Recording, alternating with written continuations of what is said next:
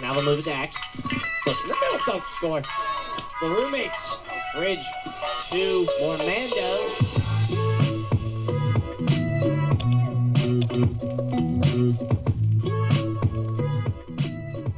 This episode is proudly sponsored by Edvative Learning. If you are an education major or anyone considering a career in teaching, you won't want to miss this. Edvative Learning is an innovative educational consulting company that is revolutionizing the way aspiring teachers prepare for their careers. As a proud sponsor of the Lax Lounge podcast and Cabrini Lacrosse, Edvative is here to help you take your teaching aspirations to new heights. Edvative offers a comprehensive one-on-one coaching program tailored specifically for those interested in entering the teaching profession. With Edvative's coaching program, you'll receive personalized guidance and support to help you succeed in your career. They provide mock interviews, guided job searches, resume optimization, and much more. Their team of experienced educators and career coaches will equip you with the skills and knowledge needed to excel in the competitive world of teaching. One of the most incredible aspects of Edvative's coaching program is their guarantee. Yes, you heard it right. They guarantee at least one job offer within the first 3 months of coaching. That's an amazing opportunity you don't want to miss. For just $250 per month, Edvative guarantees that you will receive at least one job offer. Imagine the peace of mind knowing that your investment in coaching will lead to tangible results. It's an offer you can't afford to pass up. So whether you're a current education major, a recent graduate, or someone looking to make a career change into teaching, Edvative Learning is here to support you and guide you in every step of the way. Don't miss out on this incredible opportunity to secure your job as a teacher. Visit their website at www.edvative.com to learn more about their coaching program and how they can help you kickstart your teaching career. Once again, that is www.edvative.com. Hello. And we are here. Welcome back, ladies and gentlemen, into the Lax Lounge. I'm your host, Jason Fridge. That's my other host, Nick Mormando. What up? And usually this would be the time when we send it over to our guest, who, if you are a Lax Lounge enthusiast watching on YouTube, you would know they are sitting where I'm sitting. And that means that I'm the guest. Nick, start interviewing me. That was great. Thank you. That was a great intro for our second take. Yes, so fun fact.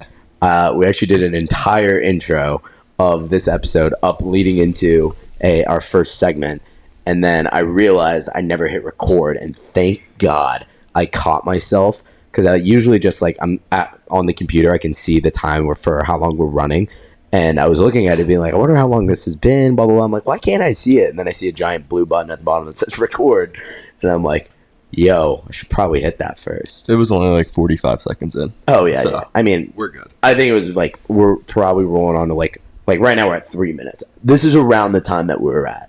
But as we were saying, we're feeling good. We are feeling great, and we have not recorded a podcast in 2 weeks. We have not. And that is kind of because we had some scheduling conflicts with some of the guests that we wanted on.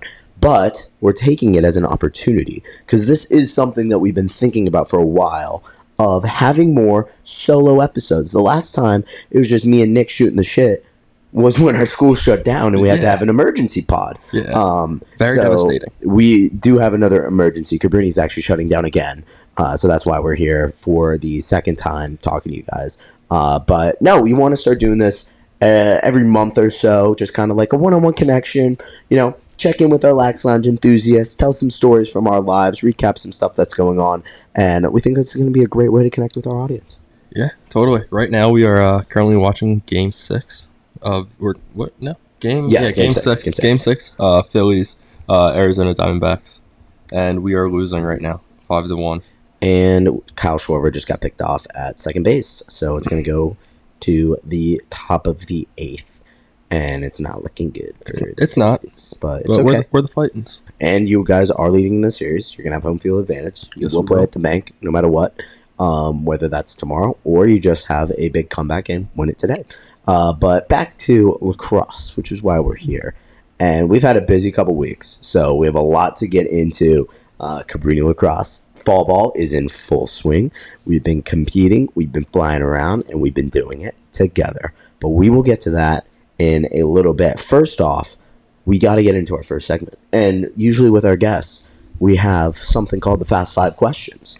Well, there isn't a guest today. So we have taken it upon ourselves to each pick 5 questions that we will ask the other person. And that will be our Fast 5. So we are interviewing each other today. It's a little roommate bonding. Yes, right? sir. Would you like to get us started, I would Mr. love Nicholas? to get us started. You usually pick up the question, so I'm very curious about what your 5 look like. Mine have a theme, and I'll be honest, most of my questions are answers that like I'm going to give afterwards as like this is mine because I want to like I want to get into this a little bit. I guess I'll also do that with mine, and with the subject being you, I kind of crafted my list. I'm for honored. you. I'm very excited. I know I don't have to tell you the Fast 5 rules, but I'm going to anyways. Okay, Fast 5, 5 simple questions, simple answers, no more than a sentence. No more than a sentence. You will give more than a sentence because Yes. you are Jason Fridge. Tis I. Starting off, favorite fruit, Pineapple. Christmas or Thanksgiving? Christmas. No, there's no other answer. Funny or scary movies? Ooh, I love a good scary movie. Favorite song right now? Right now? Oh, I have to look. And what's a bumpin' song that I've been putting on? Oh, okay. Something in the Orange is my go-to, like, good vibe song. But I'm going to give an honorable mention to this song came on Lose Control by Teddy Swims. I listened to it before a game in OC, and I actually thought I was going to run through a brick wall. Did you lose control? I did. A little bit. Love that. A lot of it. Lastly, the Beatles or Queen? Queen. That's an easy one for me. I've always been a big Queen fan. Freddie Mercury is a dog. Also, that movie, Bohemian Rhapsody. Oh, yet to see it. Yet to see it? Really? Yeah. It's a good one. The one that I haven't seen yet is Rocket Man. I've not seen that either. Yeah, that song is very, very good. And I've heard that the movie is just like Bohemian Rhapsody, but on steroids. And it's just nuts. Because I think Bohemian Rhapsody is PG-13. Rocket Man is R. And the jump from PG-13 to R is very real when talking about it's Elton John, right? Yeah. Apparently, there is a lot of white powder that goes into his nose. Just a crazy life. Yeah. Well, I mean, life on the road in general is just like crazy. Yeah. Even like early life, though. Yeah. Pretty effed up. So we will go through your answers to your questions. Actually, let's just do it. Should we do it right now? Get it over with? Yeah, I guess so. My I'm favorite very, fruit very is curious. I love strawberries. Love Christmas also. Yeah. Big fan of funny movies. Favorite song right now, Something in the Orange. Great song. Amazing. And I am also a fan of the Queen. More than the Beatles. But the Beatles, they're awesome. I do like how we both said right away Christmas over Thanksgiving. I don't think actually I did hear people, I think it was Seb, Matt, and someone else in conditioning. We were talking about this, and they're like, I'm so excited for Thanksgiving. Like, it is the best holiday. You just get to eat a bunch of food. You get to hang out with your family. And I'm like, Thanksgiving kind of sucks. Like, I've never been a Thanksgiving fan. It's just a gateway to Christmas season. That's what I see. I can see that. Because my Christmas dinners are basically a Thanksgiving in our family. Yeah. Like, it's a giant potluck. Everyone comes together, and it's Christmas, so it's just, like, that much more awesome. Yeah. I completely agree with you. Yeah, I mean, my dinners are practically the same from month to month. And hot take, we usually do ham for Christmas. I'm way more of a ham guy than I am a turkey guy. I would agree with you. When turkey's done right, it's delicious. Yes, when turkey's done right and you have the right accoutrements to go along with it. Too big of a word for me. Stuff like sauce, sides, condiments, accoutrements. Jason Fridge word of the day. But when you have that to go along with the turkey, it can be outstanding. White or dark meat? White meat. Good. Okay, we're on the same page. We're the same person right now.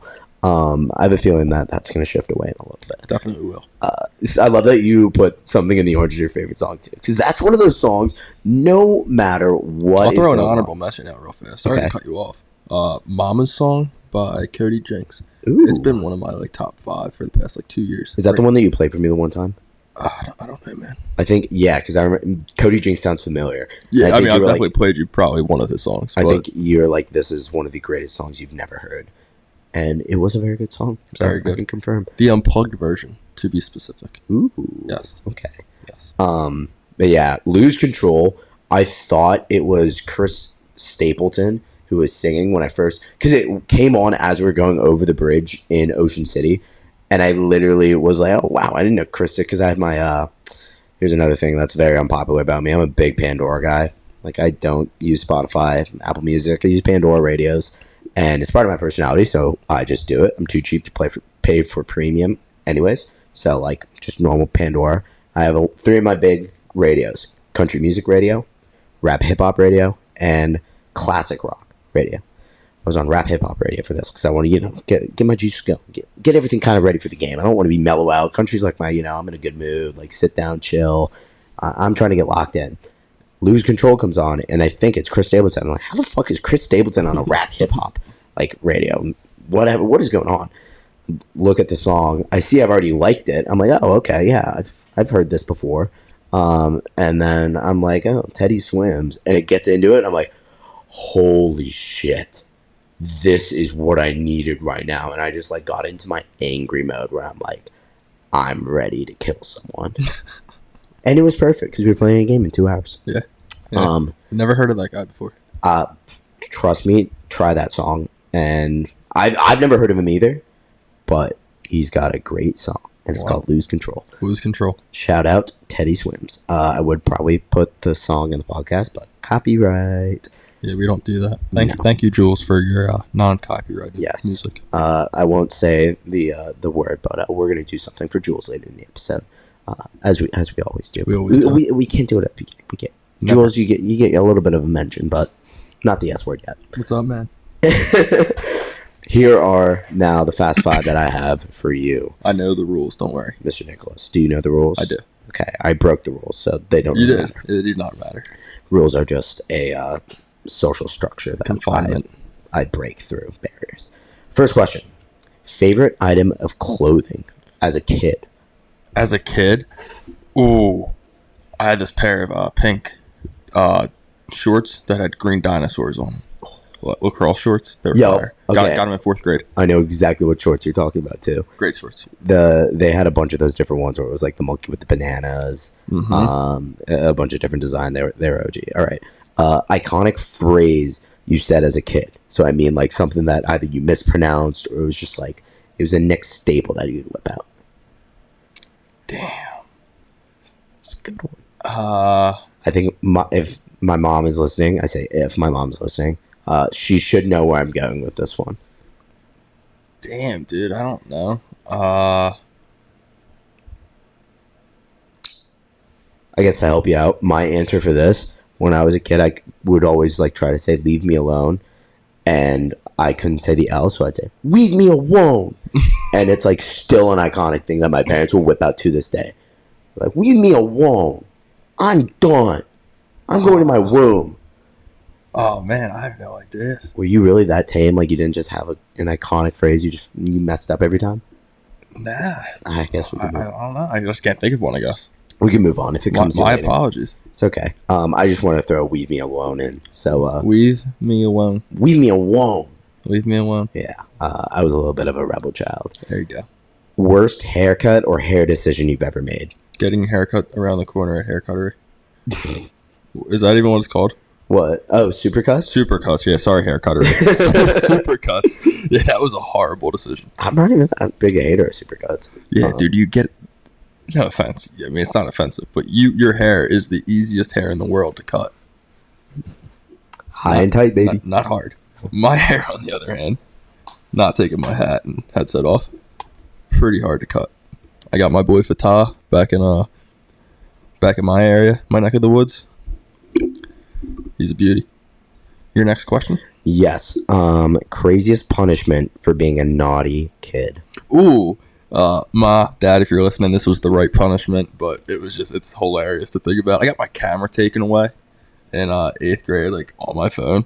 My parents put like restrictions on my phone. I got my camera taken away. I got into a little bit of trouble in 8th grade. I took a surreptitious photo in class. I've told you the story. I'm not going to tell it on air. Nick Mormando, word of the day is surreptititious. Yeah, I learned that word in 8th grade. Thank you, Mr. Kelly. I know you're not listening, but yeah, you told me that word. Yeah, took a picture, got in trouble. Life lesson learned. And wasn't my, I took the picture got spread, but I didn't do the spreading, but it all came back to me. So live and learn. No phone for 8th grade Nick. Final question. It is spooky season. Favorite Halloween costume as a kid? Ooh. So I was the Red Power Ranger, like 2 years. I know you said you were Blue Power Ranger. Blue Power Ranger for the win. Funny, the one year we did, me and my brother did Pirates of the Caribbean, and my grandmother, she put on the I forget his name. He was like the evil guy with like the squid face. Oh my gosh, one of the movies is literally about him. Oh my god, that's gonna piss me off. I have to look this up. Yeah, please look it up. I'll continue to tell the story. But yeah, basically, it was like 2 hours before it was like dark out. My grandma pulls up and she has that mask on and she like knocks up and I'm like, oh, I'm wearing the same costume. Like, we're wearing the same costume. And it was like, I don't know, I was like 6 or 7 years old. Oh my god, this is pissing me off. To continue, yeah, I would say, other than that, I was Captain America like 3 years in a row. I just would like repeat. I was a ninja like 3 years in a row also. I had like phases. I was a ninja for a while, and my pick for that would be vampires. I was going to ask you if you ever were a vampire. I was vampire. I think it was like 4th or 5th grade. I was always a vampire. I went into phases because it was we called it the Monster Mash, which was our big dance in elementary school. Everybody pulled up. It was like the OG party. Like, it was an elementary school party. You would just get wasted on soda, sugary food, everything, candy out the wazoo. Mr. Holbert, shout out Mr. Holbert. It was the husband of my kindergarten teacher. He was always the DJ, and he always crushed it every single year. Monster Mash on repeat. Yes, dude. That's all you need. We need to have the Monster Mash. Cabrini edition. Yeah, 100%. Well, I guess we have Cabrini Parade, June 10th. That's an OG joke we have to get into. But it's what was I gonna say? Monster Mash. Well, Halloween Havoc. That's gonna be our Monster Mash. Yeah. That should have been my what's it called? Walkout song for that.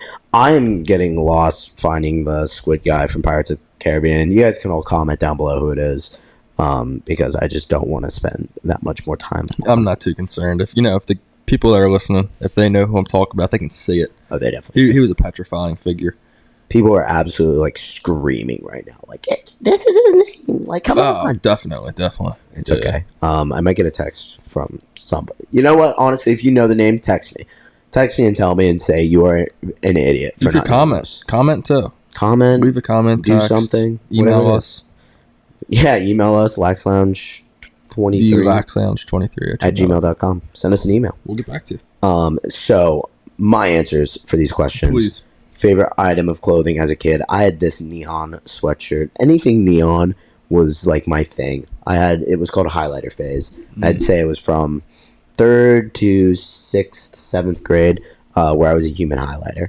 And all of my OG friends from Meadowdale, they know about highlighter fridge, and it was like, it's always been a running joke that it gets brought up, like, is your highlighter phase ever going to end? Is it coming back? Blah, blah, blah, whenever I wear a neon shirt. So, anything highlighter. Iconic phrase, leave me alone. Trying to think of any other good ones that I had. We used to have a family friend, and I would call him Mr. Bill, because his name was Bill. And I loved Mr. Bell. Mr. Bell was the GOAT. He was a dog, and he didn't have a son, so I was like kind of his surrogate son. So we'd always be hanging out, and we'd have to have like play dates with him. My mom always brings this up whenever we talk about it, where I would say, Mr. Bell, will you come play with me? And then me and Mr. Bill would just have the fucking time of our lives. So shout out Mr. Bill. You sound like you ever see the movie Ted? Yeah. At the end of the movie Ted? Yup. You sound like him. Ted is one of the best movies of all time. Ted and Ted 2. Yeah. Worst hair decision you ever had. So luckily, none of the... Well, okay, I have 2 answers for this, I guess.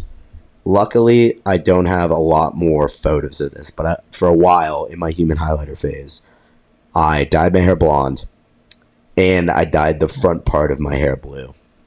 Holy shit. That was 5th and 6th grade. I was going through a phase where I was like, I'm going to dye my hair a bunch of different colors because I think it looks really cool. Spoiler alert, it did not. Especially when you have like dirty blonde roots and the blonde starts to wear off. So you slowly just get blonde frosted tips on a 5th grader who should not have blonde frosted tips. That didn't look good. And then the blue was 6th grade, I want to say. It was just the front part. And I was going to like do that with different colors too. Like blue, red. I just did blue. Thank God my parents didn't let me do it anything else.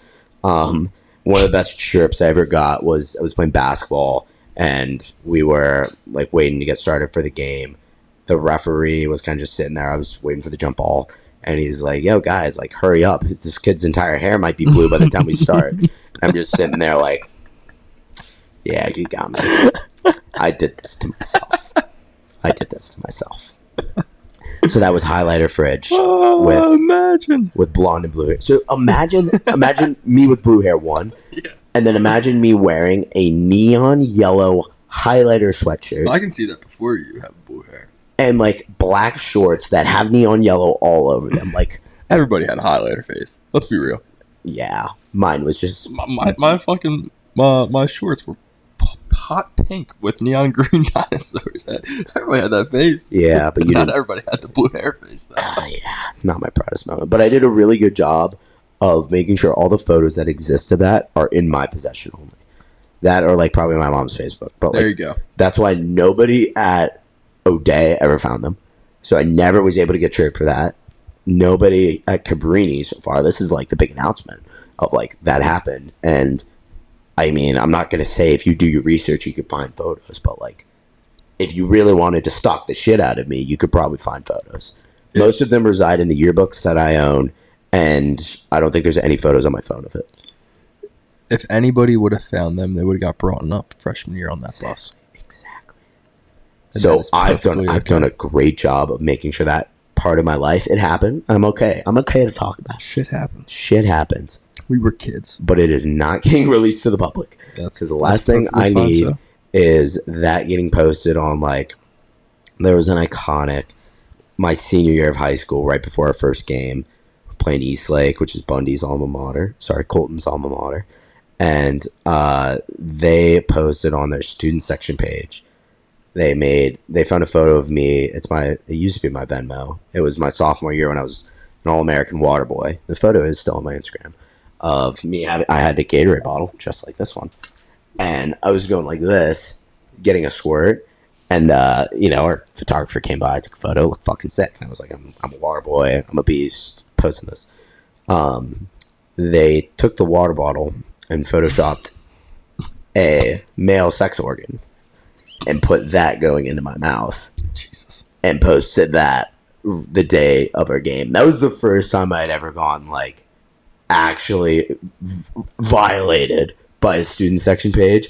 I was so thrown off. That's crazy. It worked so well. I was like, what the fuck did I do to deserve this? That's crazy. Yeah. And then we got our fucking dicks munched in that game. Like, we got absolutely obliterated. Damn, that picture had relevance. No, it didn't. I don't. Not towards you, but towards your school. Dude, I didn't know how to react to that, though. That's crazy. Yeah, shit. People are vicious. Not even a player. But like at the same time. Boy. Well, my senior year I was a player. Oh. Okay, so it was when I was playing my senior year, they went back, found that photo. Damn. No, yeah, for the state championship game when I was the water boy, they tripped me instead of anybody who had been playing. That would have been foul. That would have been foul. That's what I thought. No, for clarification, the photo was used my senior year for our first game when I was playing and I was a team captain. That's awesome. Great chirp. Great chirp. Like, yeah. I can't complain. And if you would have done it to them, you would still be talking about it also. And it's like, we did some nasty stuff in our group chat to, like, some of the schools that we were playing. Like, I have some photos on my phone that, like, I'm not going to show, but I'll show Nick later. And, like, they're very funny. They're foul, but, like, it's all fair. It's all fun and games. We love, like, the guy who I was talking with one of the guys after the game, and I was like, I'm not gonna lie, like, that pose actually, like, rattled me a little bit. Like, I was thrown off, and he was like, oh yeah, like, you realize we just did that because you can take a joke, like, it's all fun and games. And I was like, yeah, I'm not, no foul. Yeah, like, that's not. It's on a private account too. Like, nobody's gonna find it. There you go. Although they did tag me, and I had to take it off of my, like, yeah, you can't tagged photos. I'm like, yeah, I'd rather not just have me with a male sex organ in my mouth. Jesus, that's enough talking about male sex organs. Yeah, I'd agree. Craziest punishment for being naughty as a kid. This one, so the theme of my questions was childhood memories. and a lot of stuff that like my parents talk about to this day as like some of the greatest parenting decisions they've ever made. So the one that I'm talking about is, I forget what I did. I did something stupid. I was a rambunctious child. I was a demon child. And the punishment, because, I know what it was. I would always just like get mad and start slamming my door. And I'd be like just causing chaos. So one day, my parents were like, light bulb, let's take his door off. Of course. So the punishment was me losing my door. And as I lost my door, I also lost my shit. Because I was like, I had nothing to slam. And I was like, that's my door. It's my privacy. I was like 5 or maybe 4 or 5 years old. Honestly, could have been 6 or 7. There was a long phase of me just being a piece of shit. And I was just going nuts when this happened. And it was amazing because I think it was one of those, my parents probably talked about it like, well, what are we going to do now? Like, just take his fucking door. I don't know. Like, maybe that'll do something. And it did something. It lit a fuse under me and I blew up. That's awesome. Like a firework. Another good one that my mom did, the one time we went to go see a movie. I don't even know what the first movie was, but it was a drive-in movie theater back when those were a thing. Never been. You've never been to a drive-in movie theater?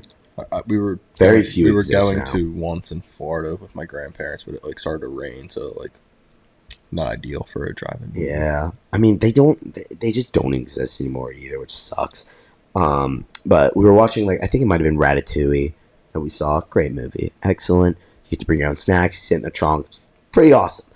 The movie after that was the Simpson movie, and I was a little too young to watch the Simpson movie. And obviously we were all tired too, so it's like late at night, time to go to bed, bedtime, whatever. We're on the way back, and my stuck-up sister decides to be the good one and say, Mom and Dad, thank you so much for taking us. Like, that was so much fun. Oh, yeah, no problem, Megan, whatever. Jason, do you have something to say? Dead silence. I was so mad we didn't get to watch the Simpson movie. I was so mad, I refused to say thank you. I was like, no, we didn't leave when I wanted to leave. So I'm not thanking you for shit. And so my parents are like, do you have something to say? Crickets. Nothing. Absolutely nothing. We get home. I still have not said thank you, whatever. Try to go to bed. My mom comes sits next to me. She's like, you are not going to bed until you say thank you. And so I was like, bet. We're going to be here for a while. So we sat there, and I kid you not, my mom stayed next to me until 3 a.m, waiting for me to say thank you. I would start nodding off. She'd slap me or like wake me up like, nope. Do you have something you need to say? Until I finally broke at like 3 a.m. I was like, thank you, and went to bed. But literally, for, I want to say 5 hours or something, I was just like in a cold war, a war with my mother, and I was not budging, and neither was she. She fucking held her ground, and she tells that story still to this day as like, this is why he's who he is. Like, this is why he's a decent person, because I made sure, you know what, maybe that's my origin story of like being the nicest guy on the planet, because my parents literally taught me, when somebody does something for you, you say fucking thank you. If you don't, you're going to be up until 3 a.m. with somebody sitting next to you, waking you up every time you try to fall asleep, just so you can say thank you. So that's my villain origin story of why I'm so nice. That is awesome. And final one, favorite Halloween costume as a kid. I already obviously kind of mentioned it. The vampire. Vampire is a very good one. I was always on the vampire grind. The teeth had always fired me up. And then honorable mention, not really an honorable mention, because the blue Power Ranger. Like, can't be beat. Power Rangers in general, if you're a child, that's the costume to wear. Yes. I hope that kids nowadays are still Power Rangers. Yeah, totally. Oh, that should have been my costume. That should have been a costume. You see a lot of Frankenstein still. Yeah, I mean, that's an old reliable. Ghostface. I love good Ghostface. You get some good demons, or like ninjas. That's always a popular one too, of course. That's a big one. Yeah, kids' Halloween costumes. We'll be on the lookout this year. We'll tell you what the consensus around our apartment is totally. with some of the kids. Maybe I'll hand out some of the candy that my mom made. Yo, we definitely have to can up candy. I feel like that we didn't do it last year, and I felt really bad. Do we have it? Yeah, we had a couple people come up to our door. It's just like, hello, children. Happy Halloween. Another amazing thing that we did one year. I think this was my junior year of high school. Well, it had to be because senior year was COVID. Junior year was COVID. Well, yeah, but Halloween, my junior year. See where I'm going with that. But so it was my junior year of high school, and obviously I stayed back because I was 17 and I didn't need to go trick or treating. So we were just like, whatever. I was manning the door, being the guy to hand out candy because I thought it was sick. Like, also, this is one of your it's a good time. Second or third year of not going trick or treating because I did up until 8th grade. I don't know if that's a hot take. I'd go with my friends in 8th grade. I went in high school. Okay, boom. See, I'm not a weirdo. But I was manning the door, and I said, like, for the first few kids, I was going to prank them. So I had a bowl of fruit next to the bowl of candy, and when they first came up, I would offer them the fruit and be like, oh, only take one. Happy Halloween. First couple kids come by, and, like, they just look at it, and they're like, what? And then, obviously, I whip out the candy, and I'm like, I got you. Like, here's a bunch of Reese's, whatever. One of the kids, though. He wanted that fruit. He was probably, like, 3 years old. I offered it to them. They were like, I was like, oh, only take one. And he just, like, slowly, sadly, just, like, grabs an apple and starts putting it in his bag. And I was like, no, dude. Here's a pocket of, like, 3 handfuls. I'm like, I feel so bad. I almost ruined his night. You ruined Thanksgiving. Thanksgiving, God damn it. Halloween. I was going to be like, I can't wait to see where this goes. Like, that kid thought about that night all the way up. You ruined every holiday. He was eating an apple pie on Thanksgiving, and he was like, fuck that guy. Fucking hate Halloween. That guy at the one house, he gave me the apple. He only let me take one. I wanted to take 2. I didn't even want the candy anymore. I think this is a great time. That was a not so fast 5. So that was a 33-minute long fast 5. What a crazy fast 5. But that's what happened. This is why we decided to do these episodes. It's just us shooting the shit, talking about, telling stories about Good our times. Good times. Now it's time to get to the point of the episode where we actually start talking about our lacrosse careers.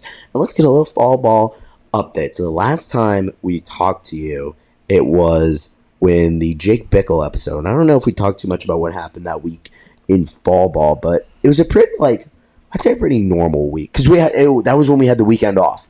Yes. So the last time that we talked, we had Friday, Saturday, Sunday off, or Saturday, Sunday off. And, that led us into the next week was preparing us for our alumni game. That's kind of like why we had that weekend so that we could have a couple more days, a lot of the next week. Yeah, go a little bit harder in practice, get better, And we did go hard in practice, indeed. I think it was the Monday and Tuesday we also had off. We did, yes. We had Wednesday, Thursday, Friday practice. Yes. Alumni game on Saturday. And it was then Wednesday's practice where we were going through. It started off pretty normal. It was later at night, if I'm not mistaken. I feel like it was later in the day. It was because there was a field hockey or a soccer game right after us. It was like 5:30 to 7:30, whatever. Either way. We are getting started in like one of the first competition drills of the day. We get through pre-practice, whatever, pre-practice. Then we're doing chase GBs from X. So X, if you're not a lacrosse player, it's behind the goal. We usually do this drill from up top. It's a great drill. I thoroughly enjoy it. I don't know your opinion on chase GBs. I think it is a very, very fun drill. I think it's a fun and a very good drill. Yes. It teaches like getting ground balls with pressure, moving the ball, and then it's into a 3-on-2, 2-on-1, 5-on-4, whatever. Builds up.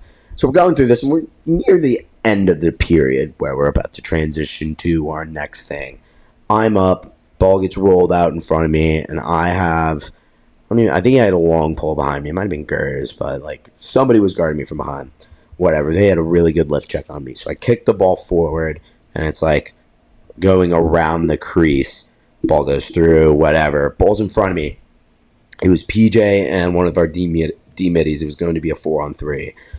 See the ball go down. PJ's about to go pick it up. So I instinctually am like, I am not going to get this ball if I run through it. He's going to pick it up. I'm going to dive and try to whack it over to Matt Dorian, who's standing to the top right of me. So I see him. I'm like, okay, I'm going to whack the ball over to him. Dive in, perfectly get the ball swiped out to Dorian, and I'm on the ground. And I guess PJ was behind me. He saw me do that, and he's like, oh my gosh, like, Fridge is diving over here to get these balls. Like, that's a gritty play. I have to jump over him. So as I am getting up after my dive to get back into the play and be a lacrosse player, I'm getting up, and I have a flying PJ Hewitt get his knee right into my low back and stone cold stun me. And when I say stun, I mean like I was on the ground in fetal position, and I like for a second it was just in shock where I was like, oh my gosh, like wow, that really hurt, that didn't feel good, cool. And I tried to get up and I was like, I can't move. Started thinking about life in the Paralympics. Yeah. All right, asshole. But for a second I was like, yo, did he hit my spine? Like, am I paralyzed? I full blown was kind of like thinking through stuff like, holy fuck, I actually can't get up. And then I'm just sitting there like on my knees, fucking, I have to tilt, like if you ever know what the yoga position cat-cow is, I was in the cow version where I was just like bending my back like this and my ass was just up out in the air. And it was a couple minutes had gone by where I was kind of just on the ground. I'm like, yeah, I can't get up. Like, please get Jess out here, get the trainer. Like, I need help. They go call her up. Out of nowhere, typical me, I just start fucking dying laughing. I'm just sitting down there in pain, and I just start chuckling. And I think Nate, yeah, it had to be Nate, was like walking over to check on me. He looks at me, he's like, of course Fridge is fucking laughing. Like, he just got railed from behind. He's serious. He can't fucking move, and he's just laughing his ass off like nothing happened. And then Coach DeLuca's like, yeah, actually, I heard him say like, oh, PJ, great hit. My bad for getting in your way.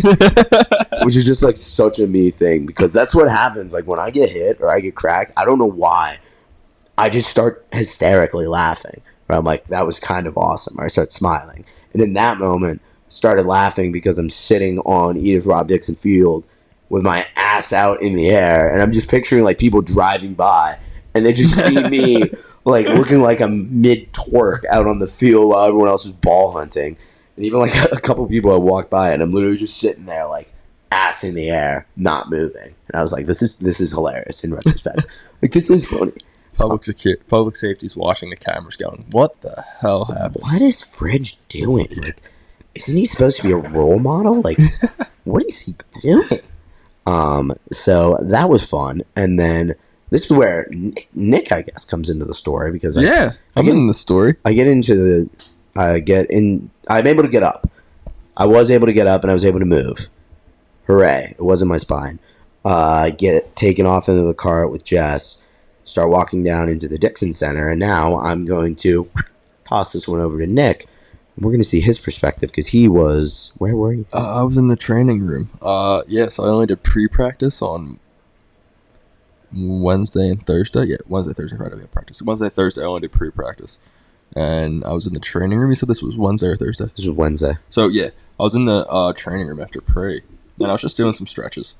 And I hear the walkie-talkie go off. And I couldn't understand a word that was said. But I see Jess get up and grab her kit, go walking out, and I'm like, is that outside? Because I knew that we were outside, obviously. And she's like, yeah. And I just go, what the fuck? And all I could think about was, like, who is it? Like, who could it be? And, I hear the door from outside close as you guys walked in. And I start, like, hearing, like, voices. And I'm like, all right, obviously that's Jess. And I'm like, who is that? It's like the lottery. Yeah, and I couldn't, put a face to the sound, And then I know where you turn the corner. And I just go, what the hell did you do? And like, you're like hardly walking. I thought like you did something to your leg. Thank God you didn't.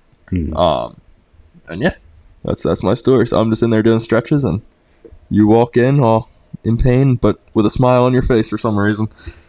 I was like, he was happy to see me. That's what it was. I was happy to not be alone.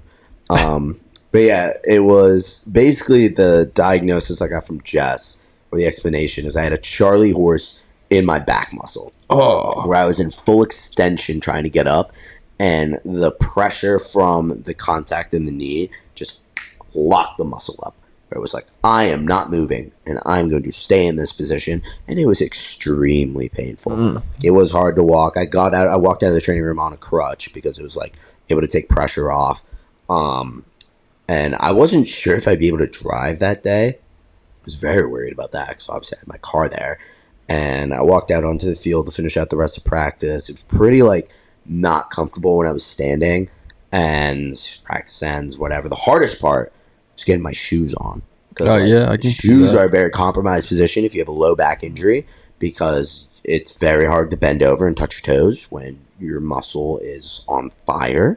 So that was one adventure. Getting my, like, shorts on was another adventure, doing all that stuff. I get over to my car, and I was kind of, like, determined, where it's like, I don't want to ask for help unless I need it. Because 3 days later, I knew we would be playing in the Alumni game. And I was like, I want to be back by the Alumni game. I want to be okay. So I get over into my car. I literally, like an old man, like an 86-year-old who's had 3 hip replacements, fucking grab the top of my car, slowly inch my way into the seat, like moaning the entire time, like, lift my leg in by my hand, get to the gas pedal, and I don't turn the car on quite yet, but I, like, go hit the gas, go over, hit the brake, like, all right, I can do this. I'm going to be fine. Turn on my car, drive out, I'll make it back to the apartment. Perfectly fine. My next big challenge. Getting out of the car. Yes. And we're on the 3rd floor. And that means stairs. Yeah. Stairs was very difficult. It's very, very difficult. I can understand that. But I was able to do it. And I got up It's a lot of stairs. It was a lot of stairs. It's not just 3 floors. It's like 4 set of stairs. Yeah. So I was using, like, the crutch to kind of, like, just jump me up every single time. And I just system down. There you go. I was doing really fucking well. I was pretty proud of myself. I didn't have to call anybody. I didn't have to say, hey, you're going to have to lift me up and carry me all the way. Didn't know if you were going to scoot up, like, one by one on your butt. Yeah. That could have been a really good video. Yeah. But get back up here. Okay. Feeling all right. Start to do some heat treatment, whatever. I take these insane pain meds, which are like Advil times 3, and it helped out a lot. And then I woke up the next morning when it had worn off, and I was like, all right, this doesn't feel great. But I was able to walk perfectly fine. Yeah, you didn't have the crutch for more than a day. I was able to walk in to Jess and hand her the crutch and say, I don't need this anymore. I feel so much better. And then went in for lift. We were doing bench. And I was very worried about, like, what I'd be able to do. I was able to do the entire workout. Hit all my numbers. The hardest part about the workout was laying down on the bench and getting up from the bench. Everything else went smoothly. I was able to move some good weight, blah, blah, blah. Come Friday, I'm feeling better again. Going for lift. We're doing squats. First round of squats. Didn't feel amazing with just the bar. I was like, fuck, I don't think I can do this. Put on a belt, because Dustin's like, try it. Just try it with a belt. I'm like, all right, dude. Like, this is going to make a huge difference. Put on the belt, and I was like, whoa, I don't feel a thing. It made a huge difference. It made a huge difference. I was able to hit all of my weights at the prescribed, like, I think I topped out at, like, 270 for 2 with a fucking messed up low back. Yeah. I was very happy with myself. Hell yeah. Made it through the entire workout again. Gets to practice. And the day before, we hadn't had practice. We didn't have practice. We did a captain's practice at 7 a.m. where we just went and did stick work. And I was on the wall a little bit, like, felt okay throwing. Was able to get into the drill and help out throwing the ball around. And again, it was like, didn't feel great, but I was like, okay, this is progress. Like, touching my stick, moving pretty well, feeling good. Friday comes, practice at 5:30, trying to go out for pre-practice and, like, run around. Not feeling great. Get through our stretching, and I think you were the first one to, like, call me out, where you're like, I know you're not okay. Like, you're... Yeah, dude, you did what was it, a quad pull, and I saw you, and I was like, I saw that. And you were like, shut up, asshole. Because I think I did it, and I, like, again, grunted where I was like, no, that didn't feel good. And I was trying so hard to not hide it, because it was, like, very clear that I was in pain, and I was not doing okay. But I was, like, trying to toughen out, like, no, I'm going to do this. I'm going to be okay, and I'm going to play tomorrow. Because tomorrow's alumni game means more than everything. Everything in my life. Before we start pre-practice, we do a 33, which is you sprint down the sideline to sideline, you go one sideline, down, back, down. So 3. Do it at a pretty good pace. Usually 33 seconds. Yeah, you have 33 seconds to do it, even though we haven't timed it since our freshman year. I'm sure we do it under 33 seconds. 100%. We're fucking beasts. But that day I was not a beast. I was in pain, and I did not do well. Happens. And go through all pre-practice. And Nate told me this the next day when I was talking with him, and we were doing like a shooting drill, and he was like, you just look miserable. Every time I planted with my right foot, because it was my right low back, every time I planted, like twisted, I just winced. And so basically I was shooting with my eyes closed, because I'd be like, oh, catch the ball, and just try to shoot where I thought the goal was, and it was not great. I think we went through, it was 8-line passing, and then we went from 8-line into perimeter pressure passing, and I was like, I can't do perimeter pressure. That's where I'm drawing the line. Ran back in. I was really like kind of bummed or whatever, because I knew like that was the moment where I should not play tomorrow. It's like that. I can't play in the alumni game. Like, it's not worth it. Yeah, especially, I mean, give them the credit that they deserve, but a bunch of drunk old men just swinging a stick around, trying not to save this environment for you to play. Exactly. And I guess this is a good time to get into the alumni game. Great time. So cold, wet. The day overall, like weather-wise, sucked. I got asked to do the women's soccer game. That was before that. They played Marywood, who's one of our conference opponents. Shout out Johnny Scabello, Marywood zone. We lost 1-0 because it was obviously pissing rain. It was awful. It was cold. It was soaked up in the booth, although I thought I had a pretty solid call for like an uneventful game. And then for the game, which started at noon, was when the women's soccer game started. When I got there, the alumni had already set up their tailgate. And they got a keg that they were sharing as an alumni network, and were destroying this keg when I showed up. Yeah. For reference, our game was at 3. They got there at like 11:30, 11. Very early. Yeah. And they were making sure to enjoy their alumni experience. For the last time.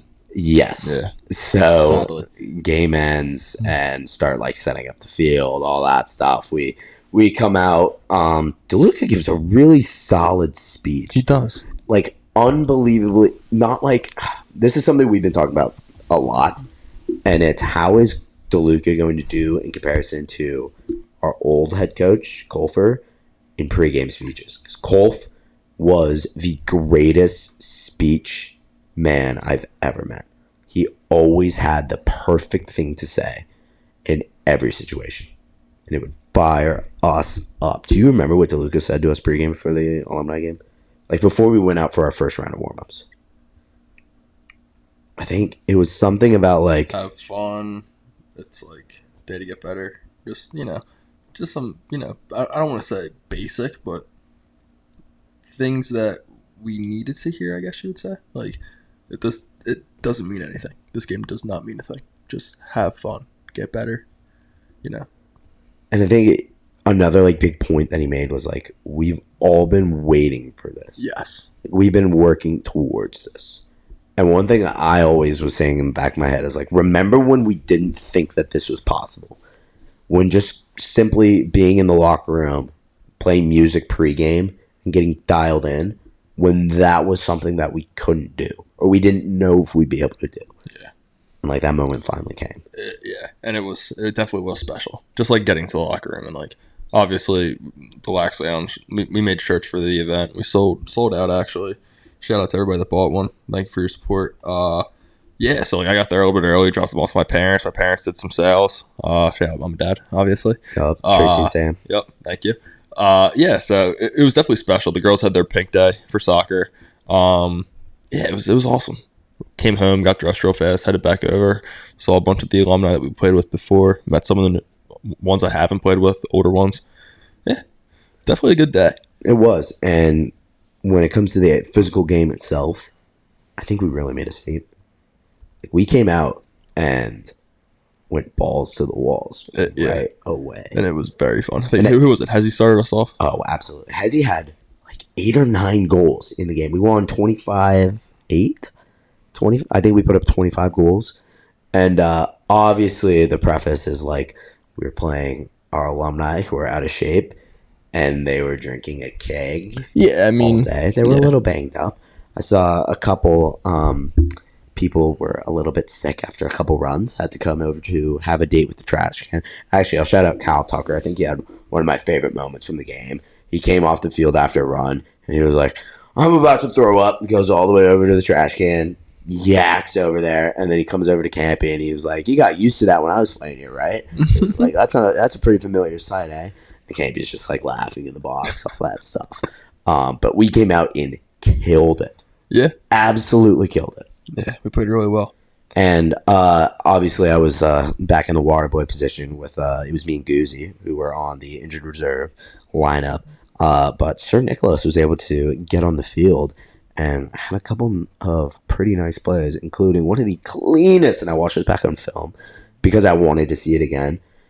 Catches the ball. I guess I'll let you kind of talk through this, but like your first goal where you just ping the bottom left corner. Yeah, on a drunk Matt Nessler. Shout out Crease Dive. We love Ness. Yeah, we love Ness.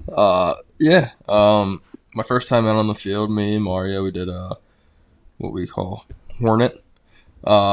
Basic play. I went under. He threw me the ball. I had it in my right hand. I was on the left side. Should have been in my left hand for a clean catch. Ended up bobbling it. Turned over. They went down. They didn't score, thank God, but, something to learn from. I knew it, but, wouldn't let it happen again. Second time we're on the field, similar thing happens. Hezzy gets tied up, runs to the middle of the field, ends up rolling back, gets me the ball, put it in my left hand, right, catch the ball, split over to my right, have some real estate to take a shot, time and room, took a step down, a little bit, I think it was, say, 3/4, with my form, went bottom corner on S. Nice shot. He says nice shot. It was fucking beautiful. And the way that you described it, you're like, yeah, I caught it in my left hand, surveyed the field, then I decided to put it in my right. I was like, yeah, I got time, step down, pick a corner. This was in one motion. He caught the ball, flipped to his right. Before you could even blink, it was bink, bottom right corner. I literally just turned around and I was like, that was so buttery smooth. I loved it. Thank you very much. It was awesome. Was that your only goal? Did you have 2 goals? No, I had 1 goal. Had another shot, missed a little bit wide. That's all right though. I think I would have stung it. And then the other should have stung it. The other highlight goal was Mario late in the game, caught a pass. It was a tight feed. He was in his right hand, short angle. So he was on the far side from the sideline where I was watching. He was on the far side, and on the goal, catches in his right hand, going towards the end line, and just around the worlds. Right in between Ness's legs. Perfect. Another one that was just like buttery smooth. Went right in and it was like, oh, Mario. I just turned to the camera. I was like, oh. As I whacked the mic, I was like, oh, that was gross. And then I turned to the camera and I was just like, yo, that shit's stanky. It's like one of those things you see, like Mario, Tommy, like a bunch of those guys, like just fuck around and do around the world and practice. And like, I'll give Tommy the credit. His is so smooth. He can aim it. Like, he'll throw it to you 25 yards away, and it's a dime. Like, small things. Mario's is very good also. I'd say those are the top 2 on the team with around the world. 100%. But yeah, like, you never really see it in a game. But it's just like second nature almost when it comes out. And most of the time it pays off. It really does. It's a perfect time to use it. You never do it around the world at the wrong time, I feel. Like, you're never going to do it in an open field. You're going to do it when it's in your strong, or I guess right or left hand. You're going across crease. You can't get it up behind the back. You know, it's just what you have to do. You can't get another shot. It's an instinctual thing. Yeah. It's not something that you go into a play like, I'm going to do this. Yeah. It's like me and my behind the backs where I just like will catch it and be like, fuck it, boom. And then it's like it either goes in, misses by 200 feet, or goes straight into the ground, like one of those three. Usually I like the first one, but like shit happens. I've seen you do more of the first one than the other two, though. You know what? I'm glad, because when I do the other two, it's very embarrassing. Especially when you do it against Eastern, you feed a Brian Rafferty cutting across the crease, and you turn the ball over and then get pulled from the game because you weren't supposed to do that. Yeah. But it's okay. We learn from our mistakes. As a coach, Brian Rafferty, yeah. Yes, Coach Brime.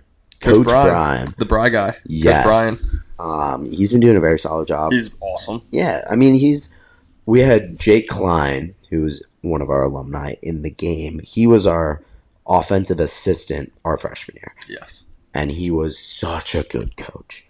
Great coach. He was in the program, obviously, for 4 or 5 years. Comes back for his 6th year, helping out with us. Knows the offense like back of his hand. All-time assist leader. All-time glue guy. Just great guy to be around. And he was so helpful with, like, getting to know not only the offense, but, like, kind of how stuff works. And he had that player perspective. And Raph brings that as well. Yes. And it's that, like, familiarity with who we are. Because he was over at the Lax Lounge a couple bit ago because we got him a nice little sweatshirt so he could wear in Ocean City, which we'll talk about in a second. And he was talking about, like, I not only played with you guys last year, but, like, I shot the shit with you guys in the locker room. Like, I know who you guys are on and off the field. And that pays off dividends. It's huge. It really is huge. Just like when you know a guy's ego, you know a guy's strengths, weaknesses, not because you're seeing it on the field, but because you've played with him on the field, right? It's obviously a little bit harder to talk about, but like if I was coaching you, I would know so much more than someone that just walked in. Just something simple like that. Exactly. And so he adds that into our small coaching staff, but our coaching staff is like, it's small, but it's efficient. Yeah. That's how I'd say it. Yeah. I don't think there's any more pieces to the puzzle. And I guess kind of just to wrap up Alumni Weekend in general, it was a massive success, and it showed us that like the stuff we're doing in practice is working. Yes. That was a major takeaway that I had. It's like we look so good because we are playing our style of lacrosse. Yes, and I think it's huge that I give Deluxe and Raf, a shit ton of credit when it comes to this, but they didn't keep the old. They kept some, but they changed it. Nothing is the same that we did last year. Yes. Not a single thing. I don't know about defensively. I'm sure there's few things, but nothing's the same. We all came in, 27 guys. We all know each other, obviously, but we're a different team than last year. Most teams in the country, they run the same plays they ran last year with different personnel. We're the same personnel that's running different things. And we're a better team because of it. Absolutely. Better strategy, better bonds, just everything in general. We are excelling at right now. Yeah, we've updated our philosophy, and it's encouraging us to not only be creative, but like to kind of do unconventional stuff that'll get us a step ahead. Yes. Instead of doing everything, I don't want to say the old way, but like sticking to what's hasn't been working in big moments, what works like on paper as like, fundamentals, that kind of stuff. We translated that into like more of like a free flowing, like play with each other. Yes, I'd say a big thing that I see in myself from last year, and I see within you, I see it within whoever you name, right? I'm not scared to take a shot. Confidence. I'm not scared to make a pass I never would make ever, right? Before this year, right? I'm not. Ground balls are ground balls, same shit. But like plays that you make as a person, like I'm not scared to make them and fail, right? I'm not scared to fail while doing them. Which last year I felt like if I did that, it was detrimental to how I would be the rest of the year. Like that simple, just one single play that I would fuck up, that would be huge. This year it's like, yeah, I'm allowed to fuck up, like in a very, very good way. Yes. Because I'm getting better because of it. and it shows, like, when we were doing our film of the alumni game, there's a play where we were doing a fast break. We had a D-midi and a pole over on the break. It was PJ threw the ball to Nate at the point. Kyle Catilla from the Kyle Catilla episode, which was a fan favorite. A lot of guys. Great episode. The Tidy Whitey story went viral. He's on the crease, and his right hand ball's on the right side of the field. Nate sees him because he's wide open, throws the ball into him, pole on the crease, catches it. Kyle flips it to X, to Bolt, Jerry, whoever it was. They throw it over the goal that has an insane tic-tac-toe ball movement. When we were breaking it down in film, we were like, what worked in this play? Like, call something out. And I was like, well, for starters, I think every attackman would have looked off Kyle in the crease and been like, I'm not throwing that to a pole, and jamming it in there last year. This year, we were confident enough to be like, oh, it's a pole on the crease and his strong hand on the wrong side. Yeah, I'm going to throw it to him. He'll make a play. We fucking did. Yeah. Although, he gave me the weirdest look when I said that. He literally turns around and he's like, I would have fucking thrown that. And I'm like, okay, you're Connor Perez, though. Like, you don't count. You'll make that play 100 times out of 100. But, like, you're not normal. Most guys are going to go KYP on that. Yeah. And say, I'm not going to risk it to get reamed out. It's like the other one was Johnny McCormick, our face-off guy. He was on the field playing offense and for like a step down from 10 yards out. And we fed him the ball for a step down. Our face-off guy. Last year, same position. I don't know if I'm throwing that ball to Johnny. We're putting him on the crease until we get him off. I don't know if Johnny wants that ball last year. Exactly, yeah. And this year, he's sitting there setting up his feet perfectly for a absolute pinger of a step-down shot. Beautiful. It was. And, like, it just emphasized how, like, we're doing stuff unconventionally and it's working. Yes. And it's adding to our identity of who we are as a group. Yeah, 100%. And we're only going to get better. And that's the best part, because we're going to master what we're doing. We haven't mastered it yet. No. And we might not master it before the end of this year, but we're going to get really fucking good at it. We are. And we should prove that. I guess we'll just jump forward to the next weekend when we went down to Ocean City, New Jersey for our fall play day. Good old time. And we had a very successful day. I don't think there was anything crazy notable that happened during the week. Nah. Other than I started to get treatment on my back and I started feeling better, and I practiced Wednesday, Thursday, Friday, and I was very happy. Yeah, I think I forget what day it was. It might have been Wednesday or Thursday. Might have been Thursday. I think I was calling a game. I was talking with someone. They were like, "How's your day going?" And I'm like, "I'm actually having a really, really good day." It was Thursday. I was doing House 67. I was getting interviewed. I was like, "I'm having a great day for 2 reasons." And I just figured out what the only thing we needed to talk about throughout the week was. And I guess, anyways, 2 reasons. 1, 7 a.m. that morning we had practice. Made it through the entire practice. I wasn't supposed to practice full until maybe Friday.